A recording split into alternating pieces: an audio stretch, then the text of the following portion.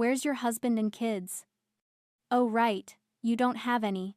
Ashley's voice was sharp enough to cut through the drafty silence of our parents' Victorian dining room.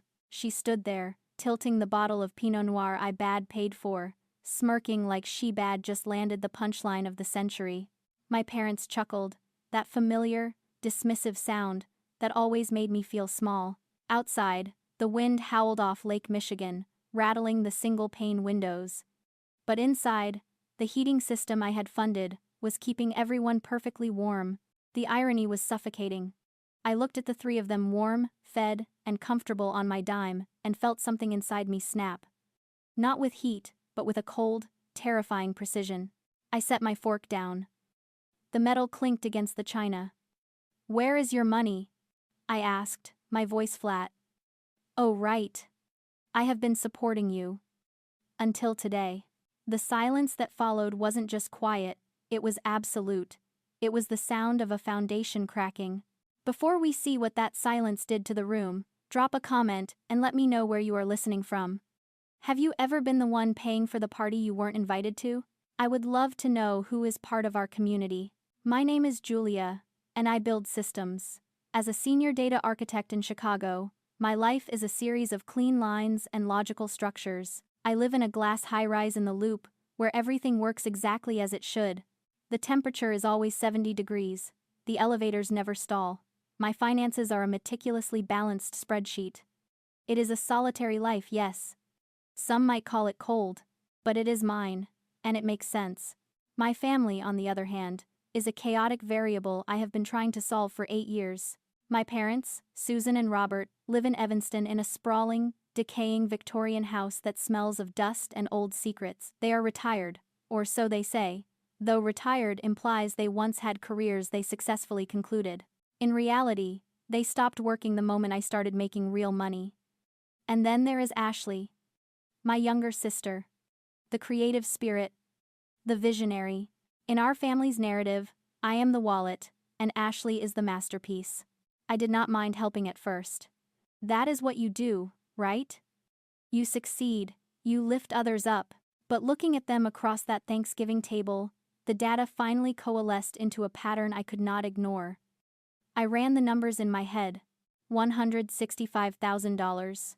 That is what I have transferred to them over the last 8 years.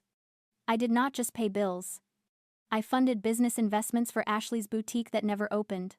I paid for private care for my father's back condition that miraculously allowed him to play golf 3 times a week. I covered property taxes, roof repairs, and credit card debt that always seemed to belong to the family but was accrued by Ashley. $165,000. That is a down payment on a brownstone.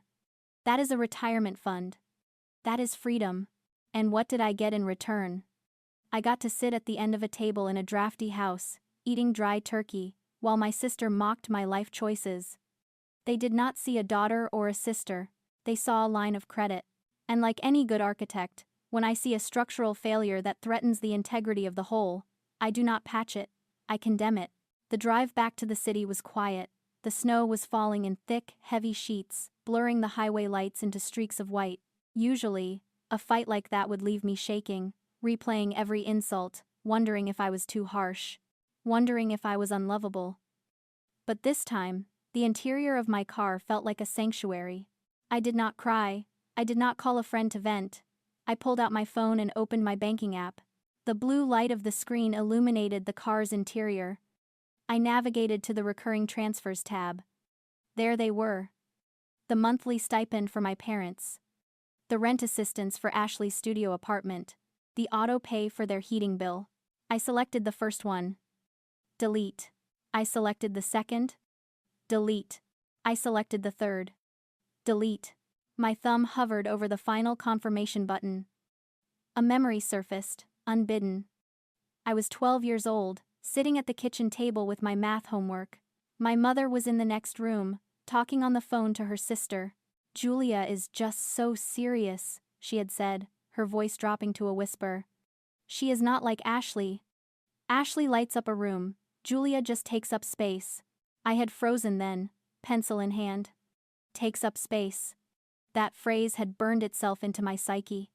I realized then that love wasn't something I would be given freely. It was rent I had to pay. If I could not be the light, I would be the foundation. I would be useful. I would be essential. I had spent 20 years building a cage out of gold, thinking it was a home. I thought if I paid enough, if I solved enough problems, if I was indispensable enough, they would finally forgive me for being serious. For being me. But the invisible chain of the survivor is not forged by the abuser, it is forged by the survivor's own hope. We stay, because we think we can buy our way into being loved. We think if we just endure one more insult, write one more check, fix one more crisis, the tally will finally balance out. But it never does. The debt is imaginary, the love is a hologram. I looked at the screen again. Are you sure you want to cancel all recurring transfers? It asked. I pressed yes. It did not feel like an act of cruelty. It felt like amputation.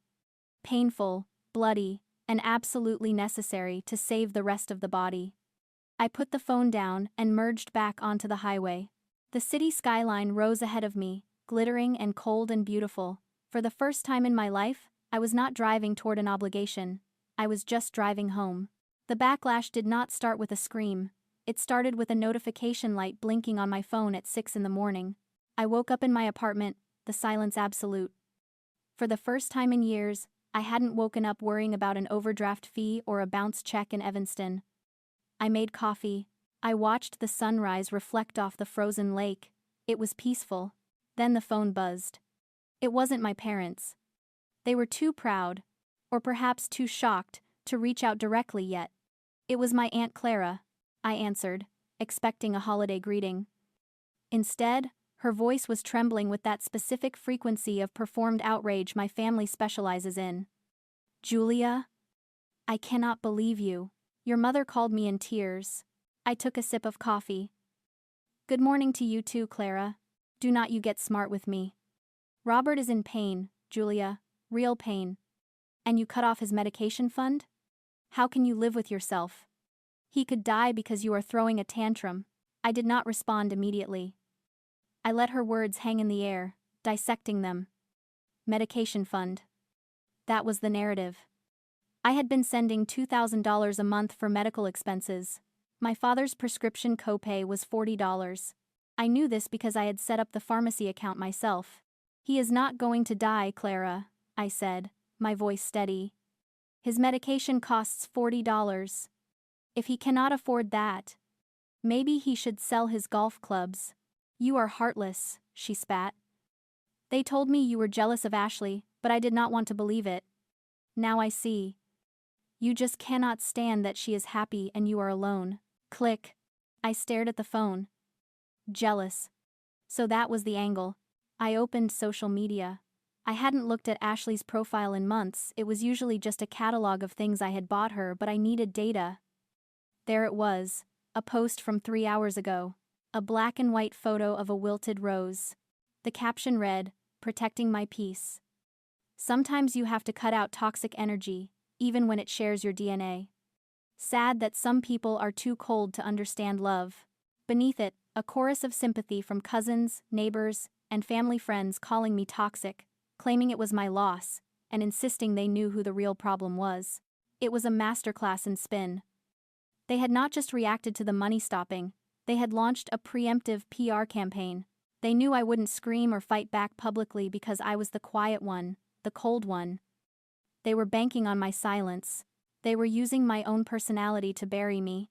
It was a toxic whisper campaign, designed to isolate the asset me until I complied to get back into the fold. They wanted me to feel shame. They wanted me to panic at the thought of being the villain in the family group chat. But they forgot who they were dealing with. I do not operate on shame. I operate on facts.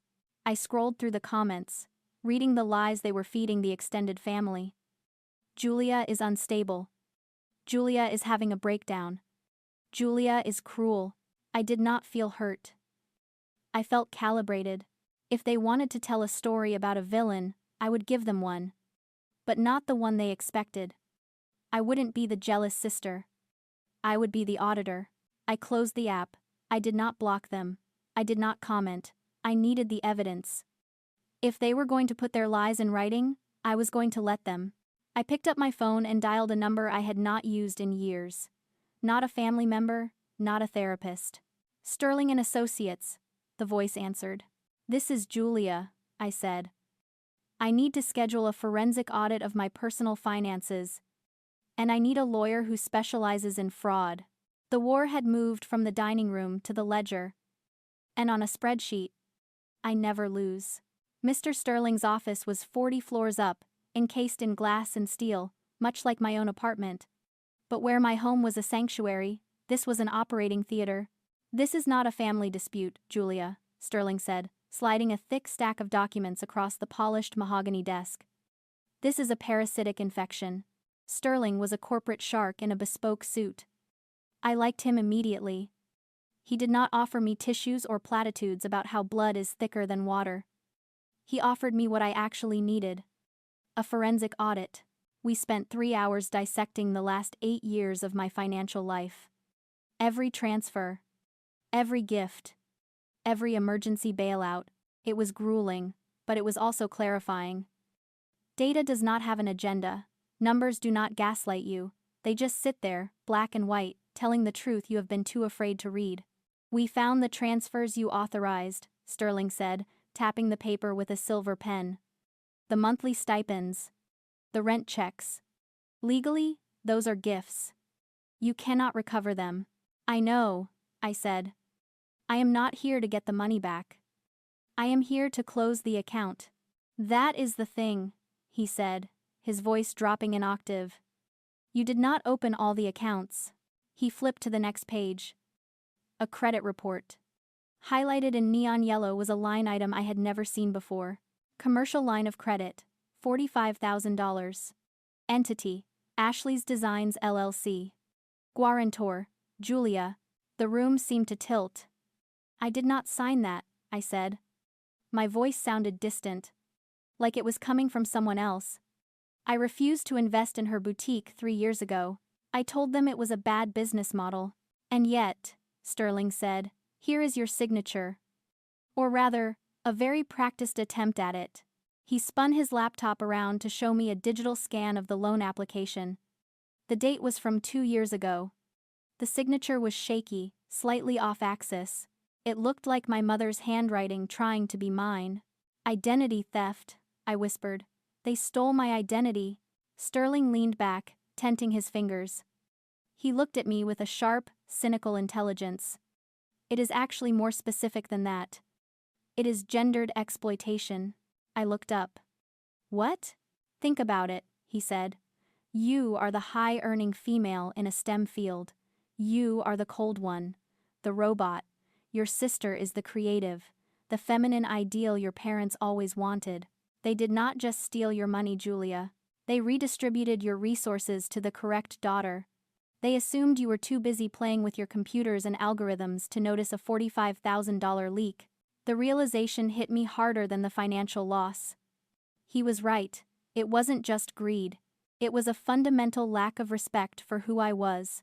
They viewed my career, my intellect, my entire life, as nothing more than a utility, a power plant, generating electricity to keep Ashley's fairy tale lights on. They thought I was too stupid, too socially awkward, too detached to notice a felony being committed in my name. They banked on my silence. They banked on my shame. It is a federal crime, Sterling said, breaking the silence. Bank fraud, identity theft. If we file this police report, your parents could face prison time. Ashley too, if she knowingly used the funds. He looked at me, waiting for the flinch. Waiting for the good daughter to panic and ask for a softer way out. I looked at the signature on the screen. It was a forgery of my name. But it was a signature of their contempt. Draw up the papers, I said. I want them to know exactly what a robot does when its programming is violated. The meeting took place in the lobby of my office building. I chose it deliberately. It was a space of steel and glass. Sterile, public, and surveilled. There was no comfortable sofa to sink into, no coffee table to rest a drink on, just the cold echo of footsteps on polished stone and the hum of commerce. They arrived 10 minutes early.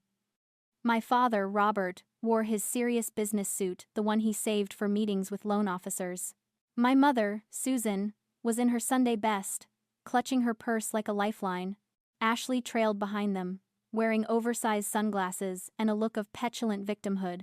I watched them from the mezzanine for a moment. They looked small against the scale of the architecture. Without my money propping them up, the illusion of their status seemed to shrink. When I descended the escalator, they stood up. My father stepped forward, chest puffed out, ready to initiate the concerned patriarch routine. "Julia," he boomed, his voice echoing too loudly in the quiet space. "This has gone far enough. We are your family. You are killing your mother with this stress." I did not slow my pace. I walked straight to the small, high-top table I had reserved, placed my tablet on it, and connected it to the large presentation screen on the wall. Sterling stood silently beside me, a sentinel in a charcoal suit. "Sit," I said. It wasn't a request. My father bristled. "Do not you take that tone with me. I am your father. I demand some respect, and I demand you look at the screen," I replied, tapping the tablet. The screen flickered to life. The loan application appeared, blown up to 40 inches. The forged signature was magnified. The shaky loops of the J and U clearly visible. "Do you recognize this?" I asked. My mother gasped. Ashley looked away. My father's face turned a mottled shade of red. That is just business paperwork," he stammered. "We needed a bridge loan. For the family. We intended to pay it back. Using my name," I said, "using my credit, without my consent." "It was an emergency," Ashley cried out, finally speaking. "My business was going under. You would not help me.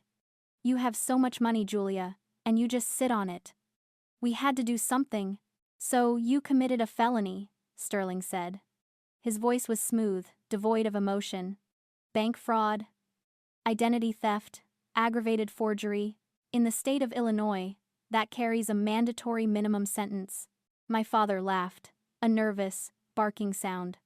"Oh, please, she is not going to send her own parents to jail. She is bluffing. She is just trying to scare us." I looked at him. Really looked at him. For years, I had seen him as a giant. A man whose approval I craved. Whose disappointment could crush me. But now, standing in the lobby of the building where I commanded respect, where I solved problems far more complex than his petty ego, I saw the truth. He wasn't powerful. He was just loud.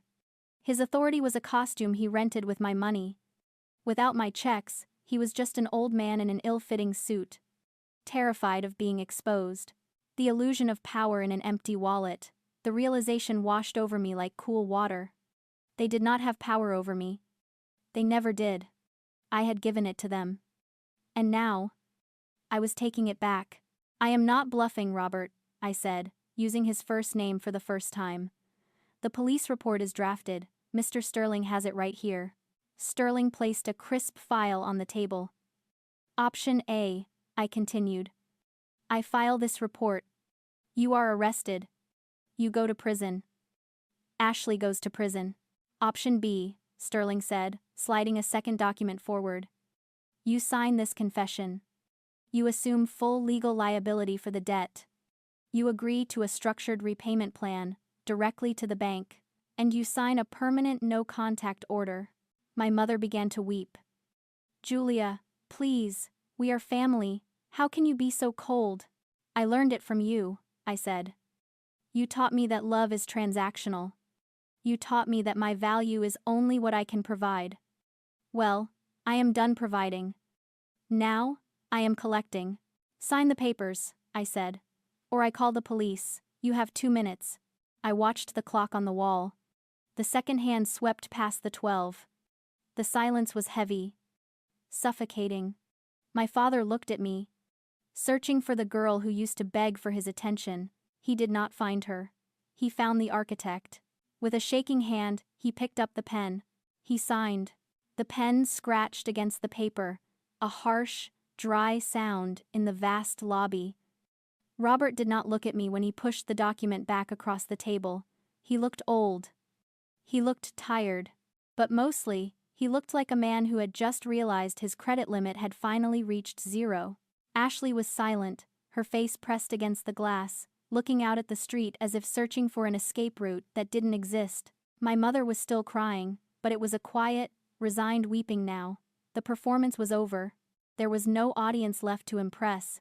"We are done here," Sterling said, collecting the papers with efficient, professional speed. "You have 30 days to initiate the transfer of the debt. If you miss a deadline, the police report gets filed. Do not contact my client again." They stood up. They walked toward the revolving doors, a huddled, shrinking mass of gray coats and defeat. They stepped out into the biting Chicago wind, and just like that, they were gone. I did not watch them until they were out of sight. I did not feel a surge of triumph. I did not feel a wave of grief. I felt light. I took the elevator back up to the 40th floor. The ride was smooth, silent, and fast. When I unlocked the door to my apartment, the air was perfectly conditioned. 70 degrees. The hum of the refrigerator was the only sound. I walked to the floor-to-ceiling windows. Below, the city was a grid of amber lights, softened by the falling snow. The lake was a vast, dark void beyond the shoreline. For years, I had let them convince me that this silence was a defect, that my solitude was a symptom of being broken, of being cold, of being unlovable. They had filled my head with the noise of their chaos to drown out my own peace. But looking out at the skyline, I realized the truth. This wasn't emptiness. It was space. It was room to breathe, room to think, room to build something that wouldn't collapse under the weight of someone else's expectations. I walked to my desk and opened my laptop. I pulled up my budget spreadsheet, the one that had been bleeding red for 8 years. I scrolled down to the category labeled Family Support. I highlighted the row. Delete. The numbers shifted. The projections recalculated. The line turned green. Structural integrity, 100%. I closed the laptop. I poured a glass of water and stood by the window, watching the snow cover the city in a clean, white blanket. I am Julia. I am a builder. And finally, the foundation is sound. If you have ever had to build a wall to protect your peace, tell me, what was the first brick you laid? Subscribe for more stories about finding strength in the silence. The grammar has been corrected, and the numbers have been converted into words.